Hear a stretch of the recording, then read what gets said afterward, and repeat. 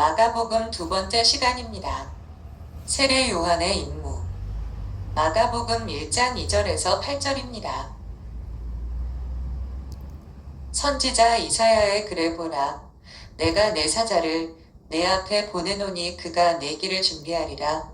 광야에 외치는 자의 소리가 있어 이르되 너희는 주의 길을 준비하라. 그의 오실 길을 곧게 하라. 기록된 것과 같이 세례 요한이 광야에 이르러 죄 사함을 받게 하는 회개의 세례를 전파하니 온 유대 지방과 예루살렘 사람이 다 나아가 자기 죄를 자복하고 요단강에서 그에게 세례를 받더라. 요한은 낙타털 옷을 입고 허리에 가죽띠를 띠고 메뚜기와 석청을 먹더라. 그가 전파하여 이르되 나보다 능력 많으신 이가 내 뒤에 오시나니 나는 굽혀 그의 신발끈을 풀기도 감당하지 못하겠노라. 나는 너희에게 물로 세례를 베풀었거니와 그는 너희에게 성령으로 세례를 베푸시리라. 아멘. 본문은 예수님의 공생애에 앞선 서론으로서 선구자 세례 요한의 등장과 그 사역을 요약, 설명해주고 있습니다. 특히 본문에는 세례 요한에 대한 선지자들의 예언과 그의 사역 및 사역지, 그리고 그의 청빈한 생활상과 자기 역할의 한계성 등을 소개하고 있습니다. 우리는 세례 요한의 삶을 보면서 자신의 삶을 통해 오직 그리스도만 존귀케 하는 것이야말로 모든 성도가 추구해야 할 것임을 배우게 됩니다. 본문에서는 세례 요한의 사역과 임무에 대해 소개하고 있습니다. 즉 그의 사역과 임무는 주의 길을 예비하고 그 길을 평탄케 하기 위하여 먼저 백성들의 마음에 회개의 불을 던져 예수 그리스도의 복음을 받아들일 준비를 하게 하는 것입니다. 따라서 세례 요한의 활동 그 자체가 곧 하나님의 아들 예수 그리스도의 복음의 시작인 것입니다. 광야에 외치는 자의 소리라는 말은 바벨론 포로 생활에서 귀향하는 이스라엘 백성이 소유한 메시아 대망 사상을 배경으로 한 표현입니다. 즉 바벨론 포로에서 약속의 땅 가나안으로 돌아오는 백성들에게 선구자가 앞서 달려와 구원자이신 하나님을 위해 길을 예비하라고 외치는 장면을 두고 묘사한 표현입니다. 세례 요한의 역할은 죄악에 젖어있는 인간들을 깨우쳐 회개토록 하고 마침내 하나님께로 돌아오게 하는 것입니다. 그런데 여기서 회개는 세 단계로 나눌 수 있습니다. 첫째 단계는 먼저 자신의 죄를 철저히 깨닫는 것입니다. 둘째 단계는 그 깨달은 죄를 숨김없이 완전히 하나님께 그대로 쏟아놓고 겸손하게 용서를 구하는 것입니다. 그리고 셋째 단계는 과거의 죄된 생활 방식과 사고를 버리고 하나님 앞에서 새 사람으로 살아가는 것입니다. 그러므로 성도는 먼저 자신의 철저한 회개를 통해서 마음의 평안과 삶의 변화를 체험해야 합니다. 그리고 나아가 우리 역시 오늘날 이 세대를 향하여 담대하게 외치는 자의 소리가 되어 불신자들을 구원과 생명의 길로 인도하는 자들이 되어야 합니다. 세례 요한의 사역에 대한 예언. 세례 요한은 하나님 나라 역사의 진행에 있어서 중요한 역할을 한 인물입니다. 오실 예수님의 시대의 길을 준비하는 선구자였습니다. 세례 요한의 출현은 하나님께서 백성들을 구원하시는 역사가 왔음을 보여주는 인물인 것입니다. 마가는 세례 요한에 대한 구약의 예언을 인용하여 메시아이신 예수님께서 오셨으며 하나님의 기쁜 구원이 임하였음을 강조합니다. 세례 요한의 등장과 그가 행하는 사역 자체는 하나님의 구원 사역, 즉 예수 그리스도께서 전하실 복음의 시작이며 하나님 나라가 다가왔음을 보여주는 나팔이었던 것입니다. 특히 선지자 이사야와 말라기는 주의 길을 예비하는 자, 곧 세례 요한의 사역에서부터 예수 그리스도의 복음이 시작된다고 예언하고 있습니다.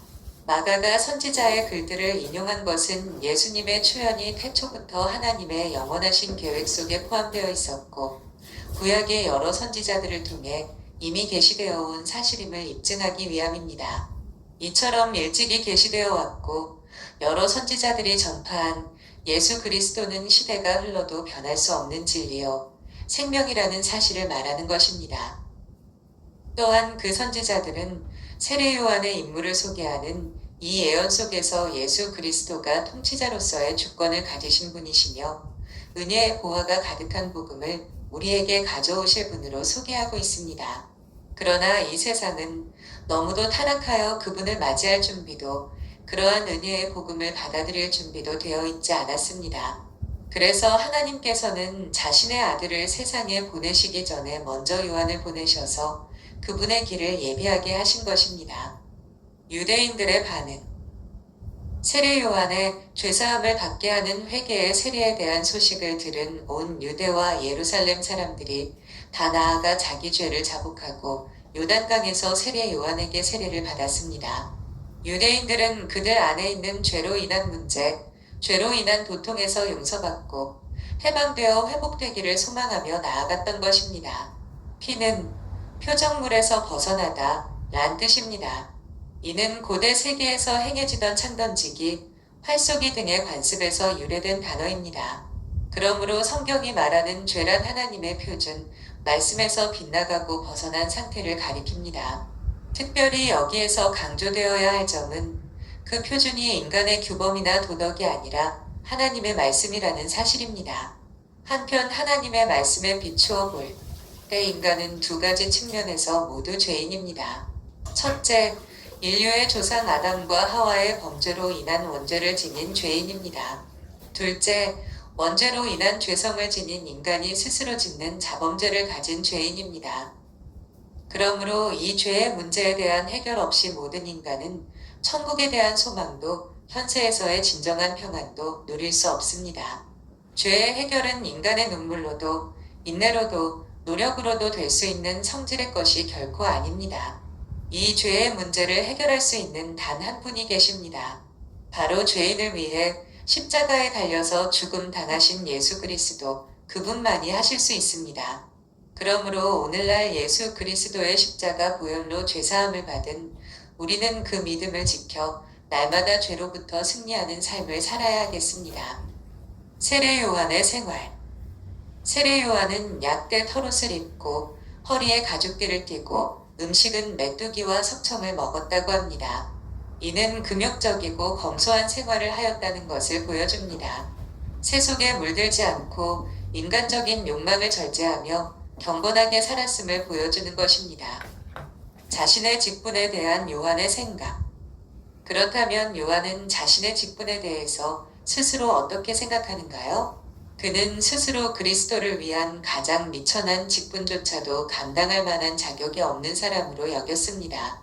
이는 가장 훌륭한 성도들은 언제나 자신을 가장 미천하게 여기는 겸손한 사람들이었음을 보여줍니다. 그러한 사람들은 다른 사람들보다 더 그리스도의 대속의 은혜와 거룩해 하시는 성령의 도우심을 절실하게 느끼는 것입니다. 때문에 그들은 더욱더 간절하게 자신의 죄에 대해 아픔을 느끼며 회개하는 것입니다. 그런즉 이스라엘 온 집은 확실히 알지니 너희가 십자가에 못 박은 이 예수를 하나님이 주와 그리스도가 되게 하셨느니라 하니라. 그들이 이 말을 듣고 마음에 찔려 베드로와 다른 사도들에게 물어 이르되 형제들아 우리가 어찌할꼬 하거늘 베드로가 이르되 너희가 회개하여 각각 예수 그리스도의 이름으로 세례를 받고 죄 사함을 받으라. 그리하면 성령의 선물을 받으리니 예수님의 신들매를 풀기도 감당시 못하겠다고 고백한 세례 요한은 참으로 겸손한 사람이었습니다. 실로 세례 요한은 누구든지 자기를 높이는 자는 낮아지고 낮추는 자는 높아지리라는 천국 윤리에 충실했던 모범자였습니다. 그 때문에 주님은 세례 요한을 가리켜 여자가 낳은 자 중에서 가장 큰 자라는 칭찬을 아끼지 않았습니다. 이처럼 거듭난 사람의 첫째 표적은 겸손입니다. 인간이 타락하게 된 가장 큰 원인은 바로 교만입니다. 그러므로 오늘 우리 성도는 세례 요한처럼 겸손한 인품을 소유하되 하나님 앞에서뿐만 아니라 사람 앞에서도 겸손한 사람이 되어야 하겠습니다. 특히 약자 앞에서도 겸손한 사람이야말로 진정한 겸손의 소유자일 것입니다.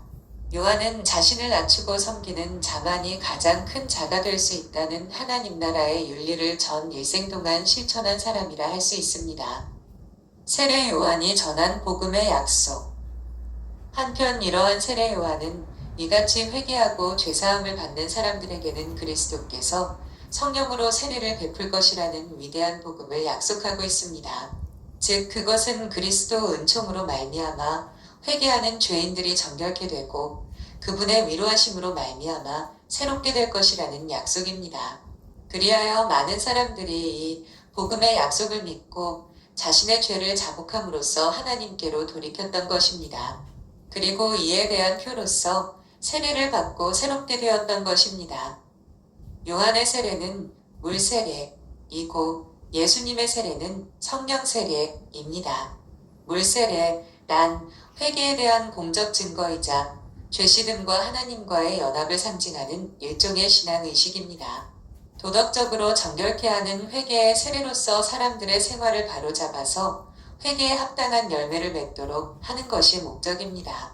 반면 성령 세례란 예수를 구주로 믿고 고백하는 영혼에게 이루어지는 그리스도와의 신비한 연합 및 그와 동시에 일어나는 중생을 의미합니다. 그리스도의 구속사역을 이룬 증거로 주어진 것입니다. 즉 물 세례란 외적이고 타인에 대한 증거라면 성령 세례는 내적이고 자기 스스로에 대한 증거라고 하겠습니다. 한편 성령 세례와 성령의 은사는 서로 구분됩니다. 즉 성령 세례란 중생할 때 한 번 체험하는 단회적인 것으로 영원히 소멸되지 않는 것입니다. 반면 성령의 은사는 성도의 신앙생활 가운데 하나님의 깊으신 뜻과 필요에 따라 몇 번이고 주실 수 있고 또한 거두어 가실 수도 있는 것들입니다. 때문에 성령의 은사를 못 받았다고 해서 성령 세례를 못 받은 자라고 생각하는 것은 잘못된 생각입니다. 그러므로 참 성도라면 성령 세례를 받은 자, 중생한 자로서의 증거가 보여질 수 있어야 하겠습니다. 이 성령 세례는 자신이 죄인임을 겸손히 깨닫고 예수 그리스도를 나의 구주로 영접하는 사실이 있는 것으로 알 수 있습니다. 그리고 구원을 이루어가면서 그리스도의 인격과 덕성을 발휘하며 하나님을 경외하고 그렇게 살아가려는 소원과 몸부림을 통해 성령 충만한 사람임이 보여지게 된다는 사실을 알아야 하겠습니다. 감사합니다.